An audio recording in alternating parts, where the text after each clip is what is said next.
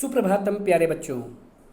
आज हम सभी लोग रस पार्ट 3 और पार्ट 4 के अंतर्गत आपका संपन्न हुआ जो रिवीजन टेस्ट था, उस रिवीजन टेस्ट के अंतर्गत पूछे गए प्रश्नों के विषय में अध्ययन करेंगे। रिवीजन टेस्ट के अंतर्गत निर्देश में निम्नलिखित प्रश्नों के लिए 4 विकल्प दिए गए हैं, जिसमें सही विकल्प चुनकर उत्तर दीजिए। इसमें प्रश्न आपका पहला प्रश्न है कि शांत रस का स्थायी भाव है वैराग्य, क्षमा, दया, निर्वेद। तो प्रश्न नंबर 1 का विकल्प नंबर 4 सही होगा, निर्वेद, क्योंकि रति का श्रृंगार रस का स्थायी भाव रति होता है, हास्य रस का स्थायी भाव हास, करुण रस का स्थायी भाव शोक, वीर रस का स्थायी भाव उत्साह, रौद्र रस का स्थायी भाव क्रोध, भयानक रस का स्थायी भाव भय, विभत्स रस का स्थायी भाव जुगुप्सा, अद्भुत रस का स्थायी भाव विभत्स और शांत रस का स्थायी भाव निर्वेद या वैराग्य दोनों होता है।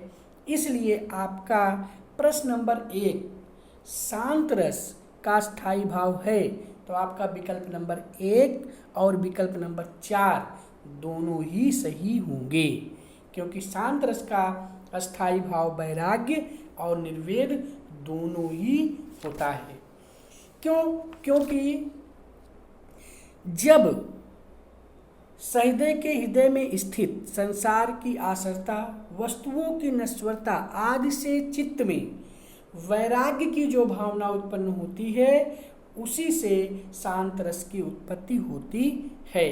तो इसलिए प्रश्न नंबर 1 का विकल्प नंबर 1 और 4 दोनों ही सही हैं। प्रश्न नंबर 2 यशोदा हरि पालने झुलावे हलसावे में रस है करुण रस, श्रृंगार रस, शांत रस, वात्सल्य रस। करुण रस वहाँ होता है जब इष्ट नाश या प्रियजन की पीड़ा से होने वाला शोक भाव ही रस रूप में परिणित होता है, तो उसे करुण रस कहते हैं।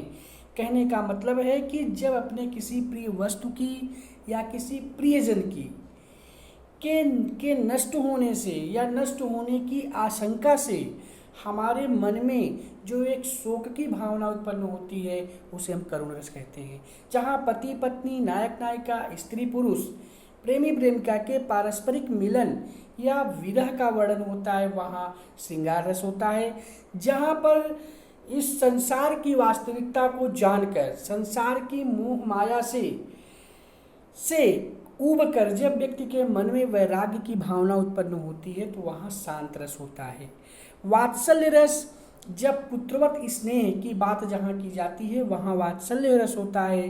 तो यशोदा हरि पालने झुलावे, यहाँ पर यशोदा मैया कन्हैया को पालने में झुला रही हैं। तो एक माँ अपने बेटे से प्रेम कर रही है।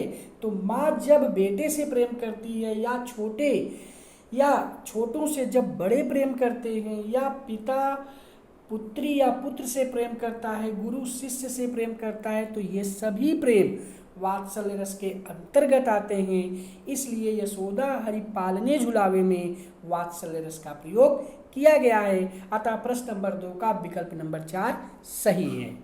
प्रश्न नंबर 3 मेरे तो गिरधर गोपाल दूसरो न कोई, जाके सिर मोर मुकुट मेरो पति होई। शांत रस, श्रृंगार रस, करुण रस, वात्सल्य रस। प्रश्न नंबर 3 यहाँ पर मीरा ने भगवान श्री कृष्ण को अपना पति माना है और उन्होंने इस बात को स्वीकार किया है कि मेरे तो गिरधर गोपाल श्री कृष्ण के अलावा और इस संसार में कोई नहीं है। जिनके सिर पर मोर का पंख से युक्त मुकुट धारण है, या जिन्होंने मोर के पंखे से युक्त मुकुट को अपने सिर पर पहन रखा है, वही मेरे पति हैं। तो इस तरह से जहाँ पति पत्नी, नायक नायिका, प्रेमी प्रेमिका, स्त्री पुरुष से संबंधित प्रेम उत्पन्न होता है, वहाँ पर आपका श्रृंगार रस होता है। तो प्रश्न नंबर 3 का विकल्प नंबर 2 श्रृंगार रस सही होगा। प्रश्न नंबर 4, हिंदी साहित्य का 9वां रस है?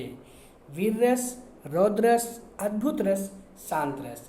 तो हिंदी साहित्य का जो 9वां रस है वह है आपका शांत रस, क्योंकि हिंदी साहित्य में 9वें रस के रूप में शांत रस को माना गया है और इसे मानने का कार्य किया है उद्भट जी ने। यानी उद्भट जी ने हिंदी साहित्य में शांत रस को 9वें रस के रूप में माना है। तो इस तरह से प्रश्न नंबर 4 का विकल्प नंबर 4 शांत रस सही होगा। उस काल मारे क्रोध के तन कांपने, उसका लगा में रस है? वीर रस, रौद्र रस, अद्भुत रस, करुण रस।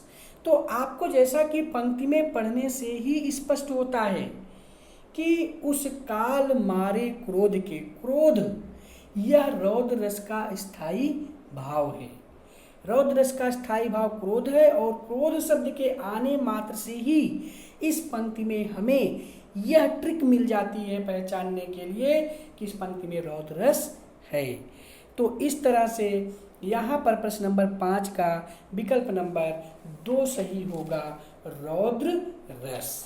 इसके बाद प्रश्न नंबर 6 है, वाक्यम रसात्मकम काव्यम, यह कथन किसका है? राजशेखर, श्रीहर्ष, भास और विश्वनाथ। तो प्यारे बच्चों, आपको यह बताया गया था कि वाक्यम रसात्मकम काव्यम यह आचार्य विश्वनाथ जी का सूत्र है। उन्होंने रसात्मक वाक्य को ही काव्य माना है और यह कथन आचार्य विश्वनाथ जी का है। अतः प्रश्न नंबर 6 का विकल्प नंबर 4 सही होगा। प्रश्न नंबर 7, विभत्स रस का स्थायी भाव है? भय, निर्वेद, जुगुप्सा और घृणा। तो यहाँ पर आप देखेंगे जो भय रस है, भय रस का स्थायी भाव, भय रस भयानक रस का स्थायी भाव है, यानी भयानक रस का स्थायी भाव भय है और शांत रस का स्थायी भाव निर्वेद है और विभत्स रस का स्थायी भाव जुगुप्सा है अथवा घृणा।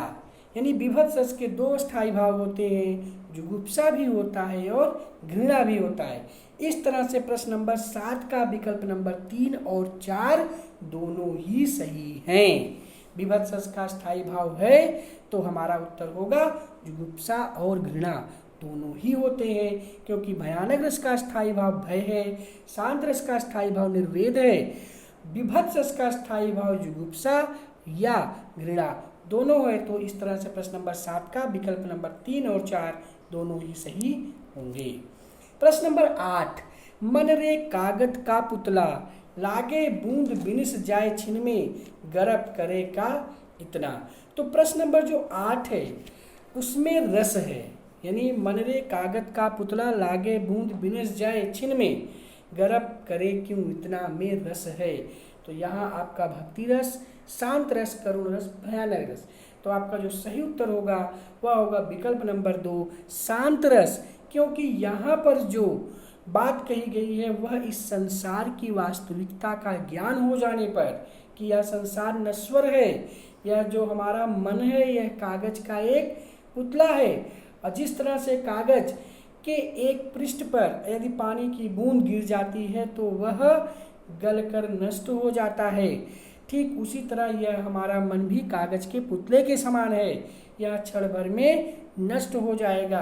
तो ऐसे मन में या ऐसी शरीर पर हम गर्व क्यों करें। तो ऐसी स्थिति में जो व्यक्ति है, जो भक्त है, वह अपने आप को पूर्ण रूप से ईश्वर के चरणों में समर्पित करके शांति को प्राप्त करना चाहता है। अतः प्रश्न नंबर 8 में शांत रस है, अतः प्रश्न नंबर 8 का विकल्प नंबर 2 सही होगा। विस्मय अस्थाई भाव किस रस में होता है? हास्य, शांत, अद्भुत, विभत्स। हास्य रस का स्थायी भाव हास्य है,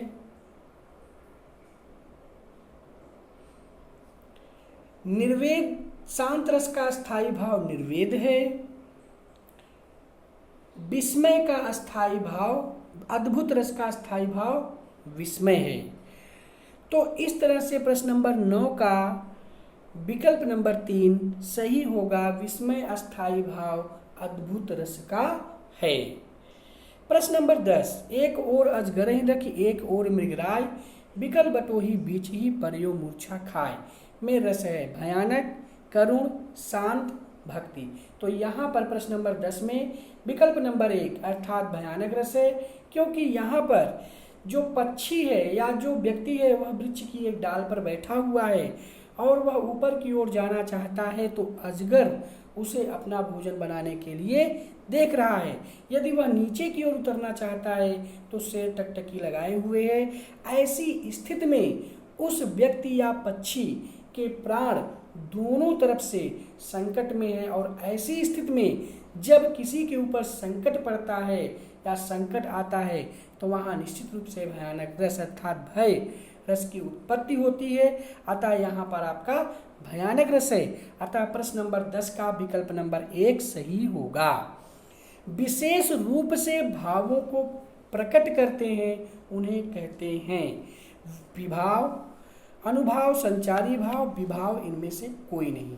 तो विशेष रूप को भावों को जो प्रकट करते हैं उन्हें कहा जाता है विभाव। अतः प्रश्न नंबर 11 का विकल्प नंबर 3 सही होगा। मन के भावों को प्रकट करने वाली मानसिक, शारीरिक आदि चेष्टाओं को हम अनुभाव कहते हैं। जो भाव मन में बहुत कम समय के लिए आते हैं फिर चले जाते हैं उन्हें हम संचारी भाव कहते हैं। तो इस तरह से प्रश्न नंबर 11 का जो प्रश्न है कि विशेष रूप से जो भावों को प्रकट करते हैं उन्हें भी विभाव कहते हैं। अतः प्रश्न नंबर 11 का विकल्प नंबर 3 सही होगा। वाणी और अंगों के अभिनय द्वारा जिनसे भाव प्रकट होता है वे हैं संचारी भाव, अनुभाव, विभाव, इनमें से कोई नहीं। तो आपने पढ़ा था, आपको बताया गया था कि जो अनुभाव है वह 4 प्रकार का होता है, कायिक, मानसिक, आहार्य और सात्विक। तो उसमें जो आहार्य अनुभाव है, जो आहार्य अनुभाव है वह वाणी, जो अंगिक अनुभाव है, जो वाचिक अनुभाव है, कायिक, मानसिक, आहार्य और आपका सात्विक।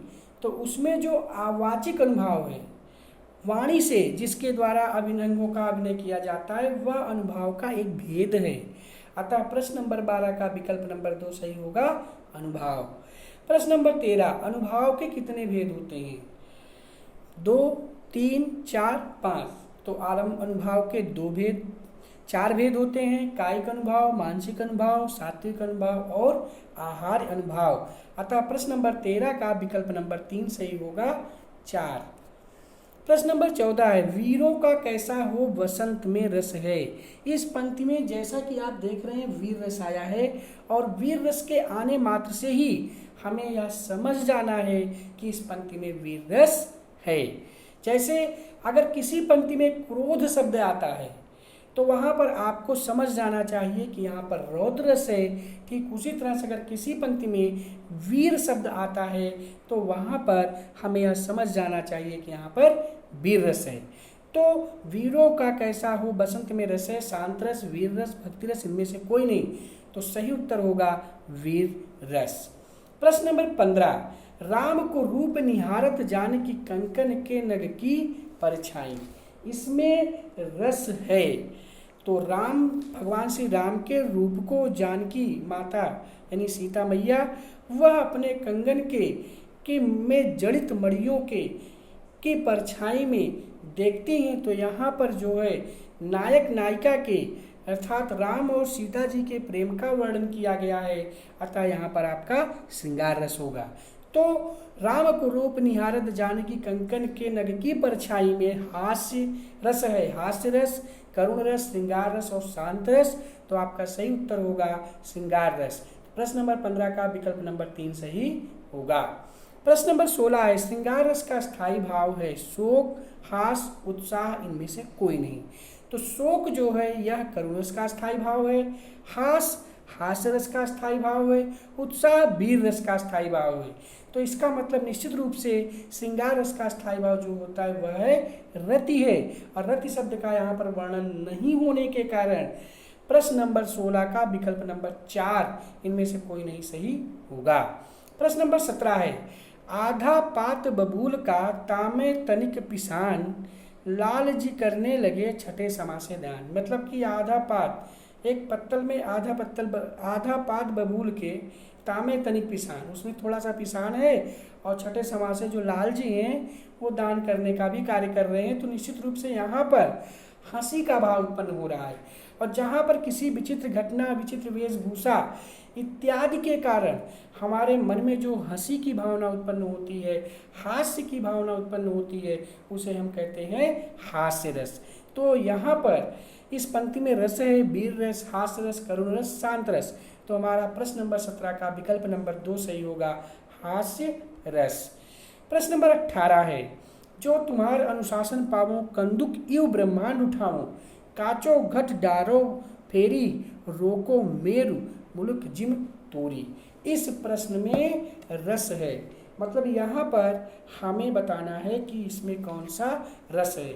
जैसा कि पंक्ति से ही स्पष्ट हो गया है कि यह पंक्ति लक्ष्मण जी की है। जिस समय जनक दरबार में सभी महायोद्धा शिव जी के धनुष को तोड़ने में जब असमर्थ हो जाते हैं, तो ऐसे समय में राजा जनक कहते हैं कि मुझे तो ऐसा लगता है जैसे मानो इस पृथ्वी वीरों से खाली है, इस पृथ्वी पर ऐसा कोई वीर नहीं है जो इस शिव धनुष को तोड़ सके। ऐसा लगता है जैसे मानो यह पृथ्वी वीरों से खाली है। तो इस पर लक्ष्मण जी क्रोधित होकर के कहते हैं कि आप इस तरह से बातें मत कीजिए, रघुवंशी भगवान श्री राम के रहते हुए आप इस तरह की बात कर रहे हो। अगर मैं अनुशासन, जो तुम्हारा अनुशासन पायो, अगर कंदुक इव ब्रह्मांड उठावो, काचो घट डारो फेरी, रोको मेरे मुलक जिम तोड़ी। तो इस पंक्ति से स्पष्ट होता है कि यहाँ पर लक्ष्मण जी का क्रोध प्रकट हुआ है, अतः यहाँ पर आपका रौद्र रस है। अतः प्रश्न नंबर 18 का विकल्प नंबर 4 सही होगा, रौद्र रस। प्रश्न नंबर 19 है, दुख ही जीवन की कथा रही, क्या कहूँ आज जो नहीं कही। में रस है करुण रस, अद्भुत रस, विभत्स रस। तो जैसा कि स्पष्ट हो रहा है पंक्ति से ही कि इसमें शोक की भावना व्यक्त हो रही है। दुख ही जीवन की कथा रही, क्या कहूँ आज जो नहीं कही। तो इसमें कवित्री ने अपने दुख का, अपने शोक का वर्णन किया है, इसलिए यहाँ पर आपका करुण रस होगा। अतः प्रश्न नंबर 19 का विकल्प नंबर 1 सही होगा। प्रश्न नंबर 20 है, मेरी भव बाधा हरो, राधा नागर सोई, जातन की झाई पड़े, श्याम हरित दुति होय। अब इस प्रश्न में रस है भक्ति, श्रृंगार, वीर, अद्भुत। तो यहाँ पर भक्त ईश्वर से प्रार्थना करता है, अर्थात ये बिहारी जी का दोहा है। बिहारी जी भगवान श्री कृष्ण के परम भक्त थे। उन्होंने उनसे जो है इस संसार सागर से मुक्ति पाने के लिए उनकी आराधना की है। और जब एक भक्त अपने भगवान की भक्ति करता है और भक्ति करके माया मोह जन्म मृत्यु के इस आवागमन के चक्र से मुक्ति प्राप्त करना चाहता है, तो वहाँ पर आपका भक्ति रस होता है। तो प्रश्न नंबर 20 का विकल्प नंबर 1 सही होगा, भक्ति रस। प्रश्न नंबर 21, सिर पर बैठे काग आंख दो खात निकारत, में रस है विभत्स रस, वीर रस, शांत रस। इनमें से कोई नहीं। तो जैसा कि पंक्ति से ही स्पष्ट हो रहा है कि सिर पर बैठे हो काग आंख दो खात निकारत, मतलब एक घृणा की भावना उत्पन्न हो रही है कि सिर पर बैठकर एक कौवा आंख को निकाल करके, दोनों आंखों को निकाल करके खा रहा है। तो इससे घृणा की भावना उत्पन्न हो रही है। और जहाँ पर घृणा की भावना उत्पन्न होती है वहाँ जुगुप्सा रस होता है, और जुगुप्सा रस यानी का अस्थाई भाव आपका विभत्स होता है। तथा प्रश्न नंबर 21 का विकल्प नंबर 1 सही होगा, विभत्स रस। प्रश्न नंबर इसके बाद 22 है, तू करता तू भया, मुझ में रही न हूँ, बारी फेरी बल गई मुझ में रही न हूँ। जिसमें रस है शांत रस, करुण रस, हास रस, वीर रस। यहाँ पर जो कवि है वह ईश्वर से यह कहता है कि प्रभु मैं आपका नाम जपते जपते मैं आपके समान हो गया हूँ, यानी मुझ में मेरा जो अहंकार की भावना थी अब वह नहीं है। तो इस पंक्ति से ऐसा स्पष्ट होता है कि जो भक्त है वह अपने आप को ईश्वर के चरणों में पूर्ण रूप से समर्पित कर दिया है, तो ऐसी स्थिति में उसे परम शांति की प्राप्ति होती है। अतः इसलिए यहाँ पर शांत रस है। तो प्रश्न नंबर 22 का विकल्प नंबर 1 सही होगा, शांत रस। प्रश्न नंबर 23 है, हास्य रस का स्थायी भाव है रति, हास, शोक, उत्साह। श्रृंगार रस का स्थायी भाव रति होता है, करुण रस का स्थायी भाव शोक है, वीर रस का स्थायी भाव उत्साह है। अतः ऐसी स्थिति में जो हास्य रस का स्थायी भाव है वह हास होगा। अतः प्रश्न नंबर 23 का विकल्प नंबर 2 सही होगा। प्रश्न नंबर 24, करुण रस का स्थायी भाव है शोक, रति, क्रोध, वीर। तो श्रृंगार रस का स्थायी भाव रति, रौद्र रस का स्थायी भाव क्रोध, उत्साह रस का अस्थायी भाव वीर, यानी वीर रस का स्थायी भाव उत्साह। तो ऐसी स्थिति में करुण रस का स्थायी भाव होगा शोक। अतः प्रश्न नंबर 24 का विकल्प नंबर 1 सही होगा। वीर रस का स्थायी भाव है शोक, क्रोध, हास, उत्साह। करुण रस का स्थायी भाव शोक होता है, रौद्र रस का स्थायी भाव क्रोध होता है, और हास्य रस का स्थायी भाव हास्य होता है, और वीर रस का स्थायी भाव उत्साह होता है। अतः प्रश्न नंबर 25 का विकल्प नंबर 4 सही होगा, उत्साह। प्रश्न नंबर 26, संचारी भावों की संख्या है 32, 35, इनमें से कोई नहीं 34। तो संचारी भाव जो भाव हमारे मन में प्रत्येक क्षण बनते और बिगड़ते रहते हैं, यानी जो क्षणिक होते हैं, और क्षणिक होने के कारण इन्हें क्षणिक भाव के नाम से भी जाना जाता है, इन्हें व्यभिचारी भाव के भी नाम से जाना जाता है। अतः ऐसी स्थिति में संचारी भावों की कुल संख्या होती है 33। तो 33 संख्या इसमें कहीं दी नहीं है, अतः विकल्प नंबर 3 सही होगा प्रश्न नंबर 26 का, इनमें से कोई नहीं। प्रश्न नंबर 27 है, जिसके हृदय में भाव की उत्पत्ति होती है उसे क्या कहते हैं? आश्रय, विषय, उद्दीपन, और इनमें से कोई नहीं। जिसके हृदय में भाव उत्पन्न होता है उसे आश्रय कहते हैं। यह आलंबन विभाव का भेद है। आलंबन विभाव के 2 भेद होते हैं, आश्रय और विषय। जिसके कारण भाव उत्पन्न होता है उसे विषय कहते हैं, और जिसके हृदय में भाव उत्पन्न होता है उसे आश्रय कहते हैं। अतः प्रश्न नंबर 27 का विकल्प नंबर 1 सही होगा। प्रश्न नंबर 28 है इसके बाद, कि जो भाव मन में कम समय के लिए आते हैं फिर चले जाते हैं उन्हें कहते हैं विभाव। व्यभिचारी भाव, अनुभाव, इनमें से कोई नहीं। तो जो भाव मन में कम समय के लिए आते हैं फिर चले जाते हैं उन्हें व्यभिचारी भाव कहा जाता है। इसी व्यभिचारी भाव को संचारी भाव और क्षणिक भाव के भी नाम से जाना जाता है। रसराज कहते हैं वीर रस को, शांत रस को, करुण रस को, श्रृंगार रस को। आचार्य भरत मुनि ने रसराज के नाम से श्रृंगार रस को संबोधित किया है। तो अतः प्रश्न नंबर 29 का श्रृंगार रसराज कहते हैं सही विकल्प होगा प्रश्न नंबर 4 श्रृंगार रस को। प्रश्न नंबर 30 है, रति शब्द का अर्थ है दया, क्रोध, करुणा, प्रेम। रति शब्द का शाब्दिक अर्थ होता है प्रेम। अतः प्रश्न नंबर 30 का विकल्प नंबर 4 सही होगा। शोक अस्थायी भाव है श्रृंगार रस का, करुण रस का, शांत रस का, विभत्स का। श्रृंगार रस का स्थायी भाव रति है, शांत रस का स्थायी भाव निर्वेद है, विभत्स रस का स्थायी भाव जुगुप्सा है। तो शोक जो है वह करुण रस का स्थायी भाव है। प्रश्न नंबर 32, उत्साह स्थायी भाव है करुण रस का, वात्सल्य रस का, निर्वेद का, वीर का।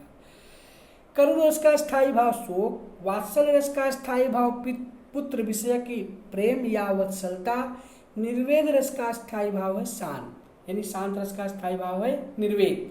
तो वीर रस का स्थायी भाव होगा उत्साह। अतः प्रश्न नंबर 32 का विकल्प नंबर 4 सही होगा। प्रश्न नंबर 33, अस्थायी भाव की सर्वप्रथम चर्चा की थी उद्भट ने, विश्वनाथ ने,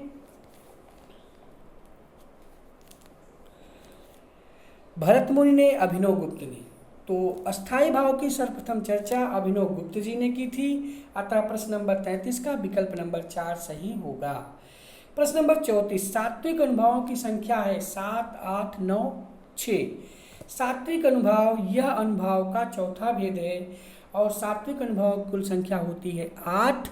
अतः जो है 34वें प्रश्न का विकल्प नंबर 8 सही होगा। यानी जो भाव हमारे मन में अपने आप उत्पन्न होते हैं उन्हें हम सात्विक अनुभाव कहते हैं और सात्विक अनुभावों की कुल संख्या होती है 8। विभाव के भेद होते हैं 2, 3, 4, 5। विभाव के 2 भेद होते हैं, आलंबन विभाव और उद्दीपन विभाव। आलंबन विभाव के 2 भेद होते हैं फिर आश्रय और विषय। और उद्दीपन विभाव के भी 2 भेद होते हैं, बाह्य उद्दीपन और आंतरिक उद्दीपन। तो प्रश्न नंबर 35 का कि विभाव के कितने भेद होते हैं, विकल्प नंबर 1 सही होगा 2। प्रश्न नंबर 36, नवा रस माना जाता है भक्ति को भक्ति रस, शांत रस, वात्सल्य रस और जो है आपका स्नेह। तो 9वें रस के रूप में माना जाता है शांत रस को। अतः प्रश्न नंबर 36 का विकल्प नंबर 2 सही होगा। 10वां रस है शांत रस, वात्सल्य रस, भक्ति रस और करुण रस। तो 10वें रस के रूप में वात्सल्य रस को माना गया है और वात्सल्य रस की सबसे पहले चर्चा आचार्य विश्वनाथ जी ने की थी। 9वां रस शांत रस है जिसकी चर्चा सबसे पहले उद्भट ने की थी। 10वां रस वात्सल्य रस है जिसकी चर्चा आचार्य विश्वनाथ ने की थी। 11वां रस भक्ति रस है जिसकी चर्चा रूप गोस्वामी जी ने किया था। तो 37वां प्रश्न जो है कि 10वां रस है तो वह उत्तर होगा वात्सल्य रस। प्रश्न नंबर 38, 11वें रस के रूप में माना जाता है भक्ति रस को, करुण रस को, रौद्र रस को, वात्सल्य रस को। तो 11वें रस के रूप में माना जाता है भक्ति रस को और इसकी सबसे पहले चर्चा रूप गोस्वामी जी ने की थी। अतः प्रश्न नंबर 38 का विकल्प नंबर 1 सही होगा। अस्थायी भावों की कुल संख्या कितनी है? 10, 12, 9, 11। इसमें यह नहीं पूछा गया है कि आचार्य भरत मुनि के अनुसार अस्थायी भावों की कुल संख्या कितनी है। अगर यह पूछा जाता तो हम बताते कि आचार्य भरत मुनि के अनुसार अस्थायी भावों की कुल संख्या 8 है। इसमें यह भी नहीं पूछा गया है कि प्रमुख रूप से अस्थायी भावों की संख्या कितनी है, नहीं तो हम बताते कि प्रमुख रूप से अस्थायी भावों की कुल संख्या 9 है। लेकिन इसमें सिर्फ इतना पूछा है कि अस्थायी भावों की कुल संख्या कितनी है, तो हमारा जो सही उत्तर होगा वह होगा अस्थायी भावों की कुल संख्या 11 होती है। प्रश्न नंबर 40, रसों की कुल संख्या कितनी है? अब यहाँ भी वही प्रश्न आ गया कि यदि पूछा जाता कि आचार्य भरत मुनि के अनुसार रसों की संख्या कितनी है तो हमारा उत्तर होता 8। अगर यह पूछा जाता प्रमुख रूप से रसों की कुल संख्या कितनी है तो हमारा उत्तर होता 9। लेकिन इसमें सिर्फ यह पूछा जा रहा है कि रसों की कुल संख्या कितनी है तो हमारा उत्तर होगा 11। तो रसों की कुल संख्या वर्तमान में कितनी है? तो वर्तमान में रसों की कुल संख्या हुए 11 था। प्रश्न नंबर 40 का विकल्प नंबर 1 सही होगा। तो इस तरह से प्यारे बच्चों हम लोगों ने रस पार्ट 3 और पार्ट 4 के अंतर्गत जो रिवीजन टेस्ट में पूछे गए थे रस से संबंधित प्रश्न, उन प्रश्नों का हम लोगों ने अध्ययन किया। आज के लिए बस इतना ही। जय भारत, जय हिंदी, धन्यवाद।